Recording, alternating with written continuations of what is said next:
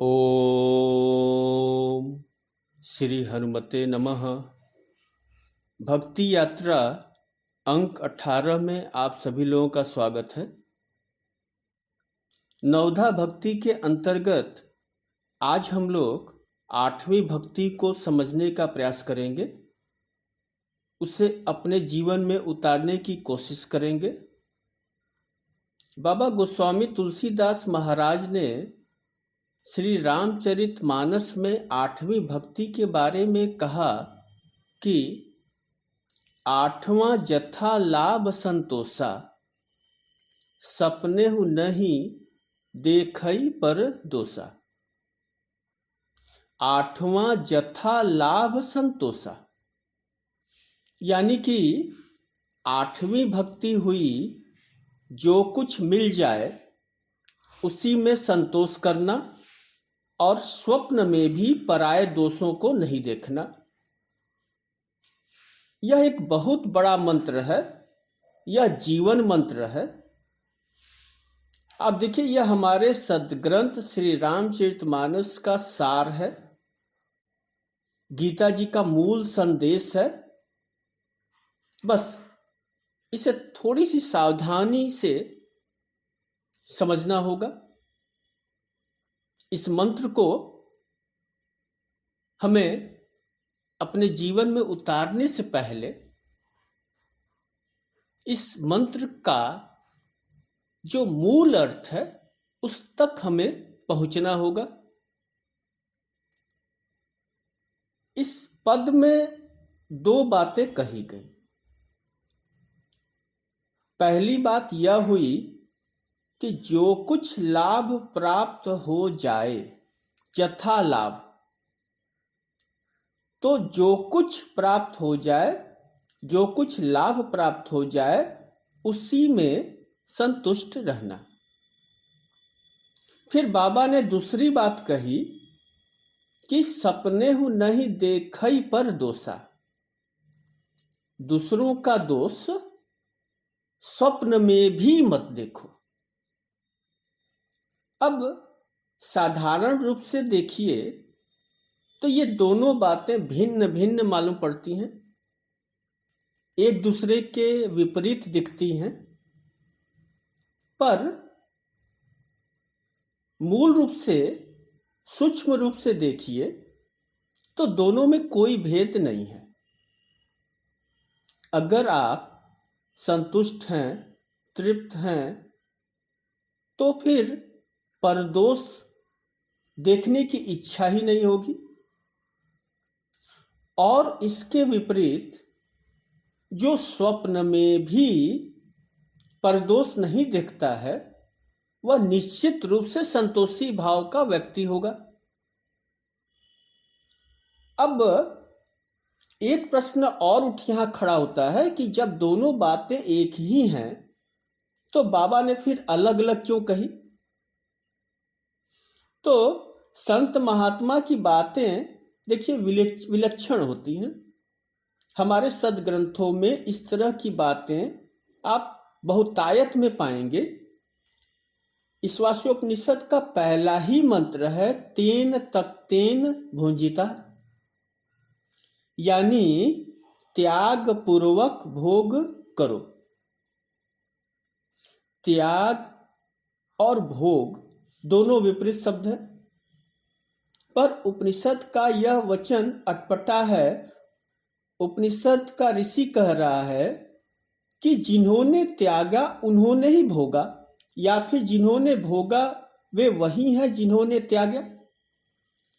तो साधारण बुद्धि से हम समझते हैं कि त्याग और भोग दुश्मन हैं एक दूसरे के, पर ऋषि वचन कहता है कि त्याग से ही भोग है, भोग से ही त्याग है।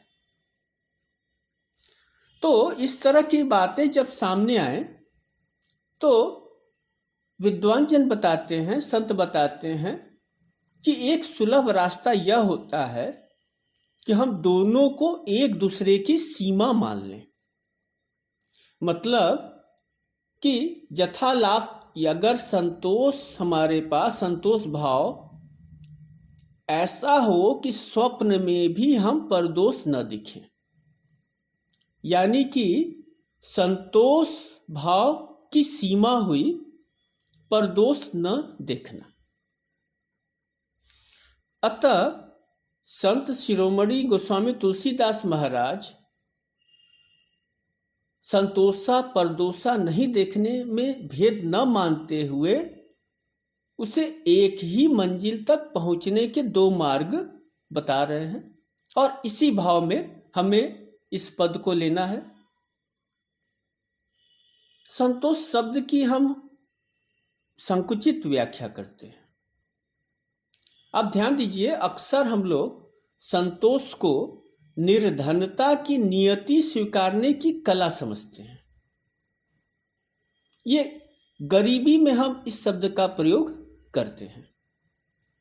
कभी हम कमजोरी, आलस्य या फिर अयोग्यता को इस भाव से जोड़कर, संतोष से जोड़कर विश्राम पाने की कोशिश करते हैं। तो संतोष का यह अर्थ कदापि नहीं हुआ कि हम कोई प्रयत्न न करें।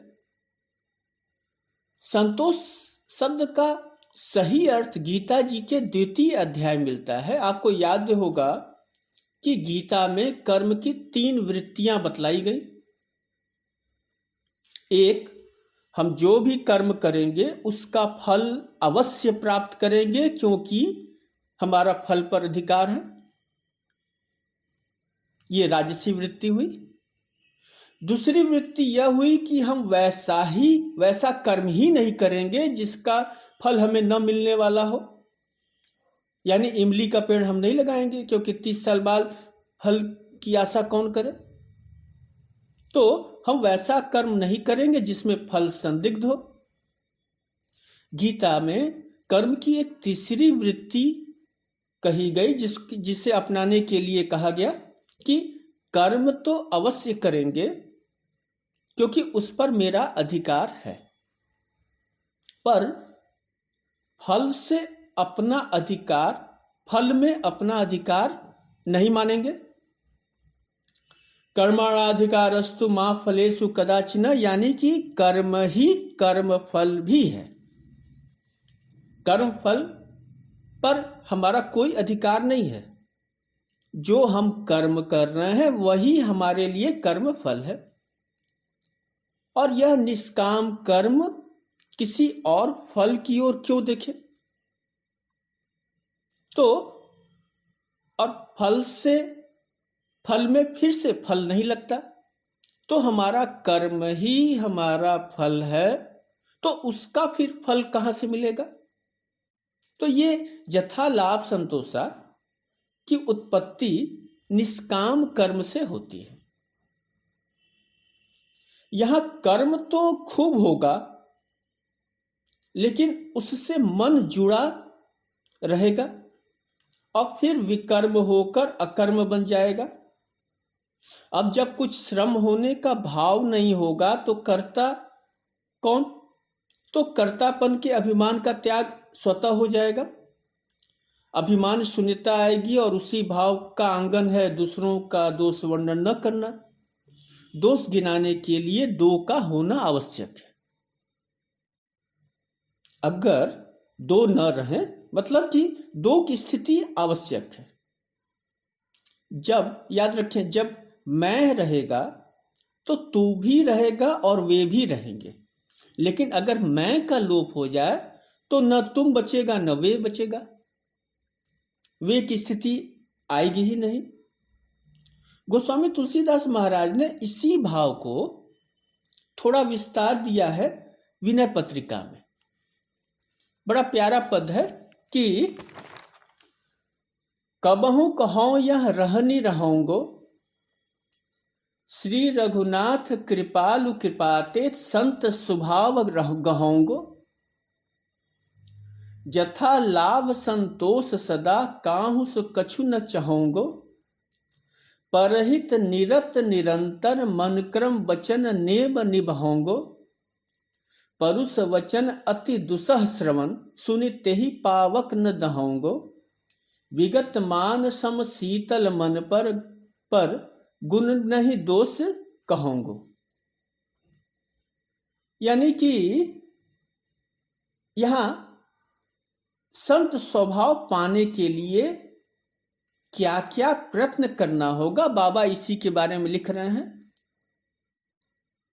तो बाबा ने कहा कि यथा लाभ संतोष सदा काहू सो कछु न चाहूंगो।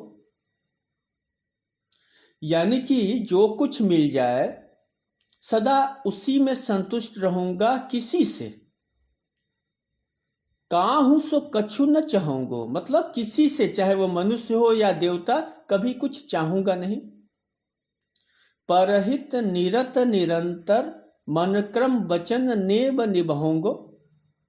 निरंतर दूसरों की भलाई करने में लगा रहूंगा। मन क्रम वचन से नियमों का पालन करूंगा। अब यहां नियम का आशय हुआ अहिंसा। ये जो 10 नियम बताए जाते हैं, अहिंसा, सत्य, अस्तेय, ब्रह्मचर्य, अपरिग्रह, शौच, संतोष, तप, स्वाध्याय और ईश्वर प्राणिधान स्थित इत्यादि। तो इन नियमों को यम नियम भी कहते हैं। तो ध्यान दीजिए, बाबा ने कहा कि यथा लाभ संतोषा, यानी कि जो कुछ मिलेगा उसी में संतुष्ट रहूंगा और निरंतर परोपकार करूंगा, नियमों का पालन करूंगा और इन नियमों का पालन करते हुए परुष वचन अति दुसह श्रवण, यानी कठोर और असह्य वचन सुनकर भी क्रोध की आग में नहीं जलूंगा। परगुण नहीं दोष कहूंगो और दूसरे की न स्तुति करूंगा न निंदा करूंगा। यहां बाबा ने निंदा और स्तुति दोनों जोड़ दी। तो अब देखिए, यहां एक क्रम मिलता है कि संत स्वभाव पाने के लिए हमें क्या करना चाहिए। तो पहली बात हुई, जो कुछ मिल जाए उसी से संतोष करना, लेकिन किसी से मांगना नहीं। फिर बाबा ने समझा कि इसको लोग गलत न समझ लें, इसे कर्महीनता न समझ लें, इसलिए उन्होंने अगले पंक्ति में व्यवस्था दी कि निरंतर दूसरों की भलाई में लगा रहूंगा और इस मार्ग पर चलते हुए नियमों का पालन करते हुए, यम नियमों का, 10 नियमों का पालन करते हुए, अगर कोई तकलीफ भी होगी, लोग अगर असह्य खराब वचन भी कहेंगे तो भी मैं बुरा नहीं मानूंगा और मैं किसी की निंदा नहीं करूंगा, किसी की स्तुति नहीं करूंगा। तो यह संतों की बात हुई, यह संत मार्ग हुआ। संत लेन देन की भाषा नहीं जानते। संतों के जीवन में देखिए विकल्प होता ही नहीं है, इसीलिए न किसी से राग न किसी से द्वेष, जो मिल जाए सो चंगा है। स्वामी रामतीर्थ का गीत बहुत लोकप्रिय है। तो एक कथा मैं आपको और सुनाऊं कि एक संत शाम को संध्या पूजन के बाद ईश्वर को धन्यवाद देते हुए, यह उनका विधान था, हमेशा कहते थे कि हे प्रभु धन्यवाद, जरूरतों का तुम बड़ा ख्याल रखते हो और जब जरूरत होती है तब पूरा कर देते हो। तो यह उनका ये पूजन क्रम में धन्यवाद ज्ञापन जो आखिर में करते थे, तो वो एक उनका ये था कि प्रतिदिन वह यही बातें कहते थे। तो एक बार एक गांव के बाहर संत अपने शिष्यों के साथ डेरा डाले। दिन में शिष्य भिक्षाटन के लिए निकले, पर गांव में किसी ने कुछ नहीं दिया। शिष्य परेशान थे, दिन भर परिश्रम के बाद भी भोजन नहीं मिला। पर संध्या पूजन के समय संत महाराज बोलने लगे, वाह ईश्वर, बहुत बहुत धन्यवाद। तुम कितने दयालु हो, जरूरतों का कितना ख्याल रखते हो, जब जो जरूरत होती है तब तुम पूरा कर देते हो। दूसरे दिन भी यही स्थिति रही, तीसरे दिन भी कुछ नहीं मिला, तो शिष्य बेहाल थे, पर महाराज श्री धन्यवाद उसी मुद्रा में दे रहे थे। तो एक शिष्य से रहा नहीं गया, उसने बोला कि बाबा झूठ क्यों बोलते हो, 3 दिन से हम सब भूखे हैं, मर रहे हैं, बेहाल हैं, और कह रहे हो कि जब जो जरूरत होती है सब मिल जाती है। तो संत ने बड़ा प्यारा उत्तर दिया कि मैंने कभी नहीं कहा कि मेरी जरूरतों को, मैंने कहा कि जरूरतों को तुम पूरा करते हो, और जरूरत वो जाने, मेरी क्या जरूरत है ये परमेश्वर से ज्यादा कौन जान सकता है। फिर भिक्षा मांगना हमारा कर्तव्य है, देना नहीं देना गृहस्थों का, यही विधान है।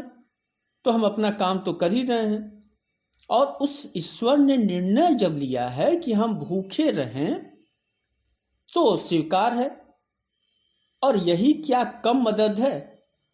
हमारी जरूरत क्या है उससे बेहतर और कौन जान सकता है। तो याद रखिए, हम ईश्वर से बहुत मांगते हैं, बचपन से मांग रहे हैं।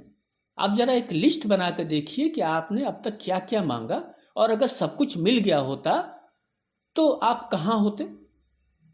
अराजक स्थिति बन जाती, क्योंकि हमारा मन तो प्रतिपल क्षण क्षण बदलता है। वह संगीत में रॉक स्टार बनना चाहेगा, विद्वान वो आइंस्टीन बनना चाहता है, शरीर से दारा सिंह बनना चाहता है। तो हम तो अराजक स्थिति पैदा हो जाएगी अगर हमारी सभी प्रार्थनाएं स्वीकार ईश्वर कर ले।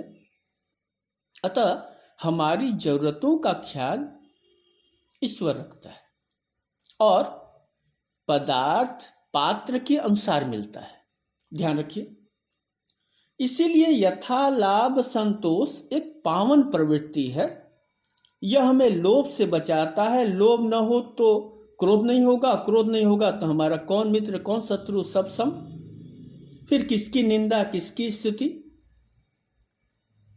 संत मत है कि मांगने वाले को खुशी कभी नहीं मिलती, खुशियां तो देने वालों के ही नसीब में होती हैं।